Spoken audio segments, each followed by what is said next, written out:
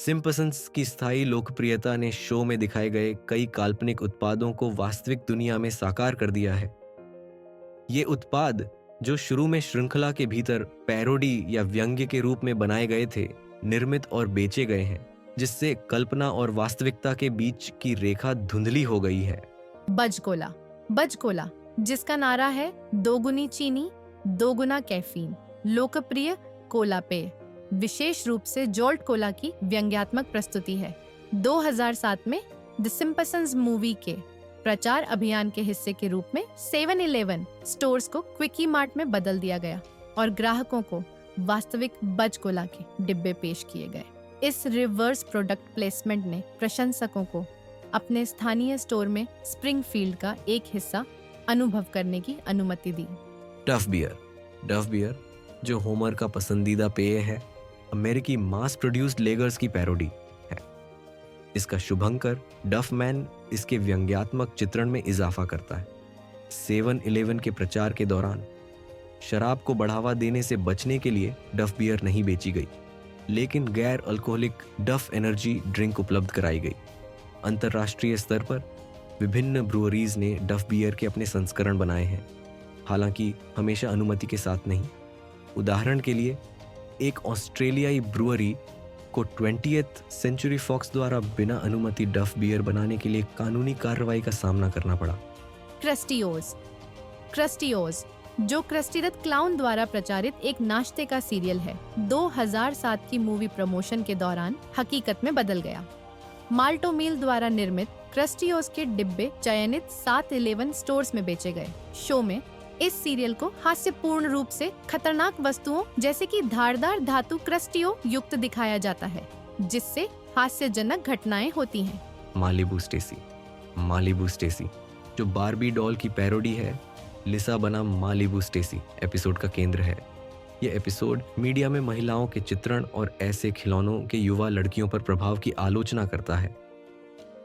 2023 में Barbie film की release इस एपिसोड की 30वीं वर्षगांठ के साथ मेल खाती है, जिससे इस एपिसोड की प्रासंगिकता और लिंग प्रतिनिधित्व पर इसकी टिप्पणी को लेकर चर्चाएं फिर से शुरू हो गईं।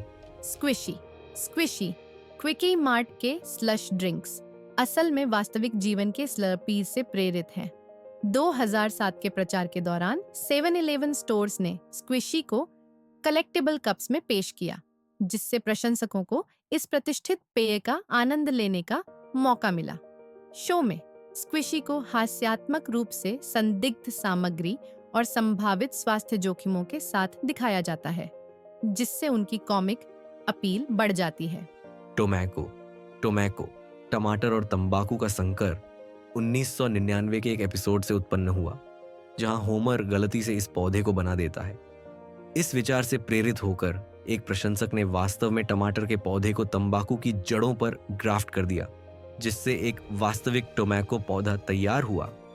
यह कल्पना और वास्तविकता के संगम को दर्शाता है और द सिम्पसन्स के सांस्कृतिक प्रभाव और प्रशंसकों की रचनात्मकता को उजागर करता है। रेडियो एक्टिव मैन, शो की दुनिया में रेडियो एक्टिव मैन एक लंबे समय से चल रही कॉमिक सीरीज है। सिम्पसन्स के निर्माता मैट ग्रोएनिंग द्वारा सहस्थापित बोंगो कॉमिक्स ने वास्तविक रेडियो एक्टिव मैन कॉमिक्स प्रकाशित की, जो श्रृंखला के काल्पनिक संस्करण को दर्शाती हैं। ये कॉमिक्स अक्सर विभिन्न कॉमिक बुक शैलियों और विधाओं की पैरोडी करती हैं, जो शो की व्यंग्यात्मक प्रकृति को दर्शाती हैं। 2007 की मूवी प्रमोशन के हिस्से के रूप में एक विशेष radio active man comic book edition 7-Eleven stores पर उपलब्ध थी। 1990 के दशक की शुरुआत में बार्टमेनिया की घटना शो के व्यापक सांस्कृतिक प्रभाव को दर्शाती है। बार्ट सिम्पसन की विद्रोही छवि ने टी-शर्ट और खिलौनों सहित व्यापारिक वस्तुओं की बाढ़ ला दी और यहाँ तक कि राजनीतिक अभियानों और स्कूल चुनावों को भी प्रभावित किया। इस अवधि ने लोकप्रिय संस्कृति और उपभोक्ता व्यवहार पर शो के महत्वपूर्ण प्रभाव को उजागर किया। कुल मिलाकर द सिम्पसन्स ने न केवल अमेरिकी जीवन के अपने व्यंग्यात्मक चित्रण से दर्शकों का मनोरंजन किया है, बल्कि स्क्रीन से परे जाकर काल्पनिक उत्पादों को वास्तविकता में भी बदल दिया है।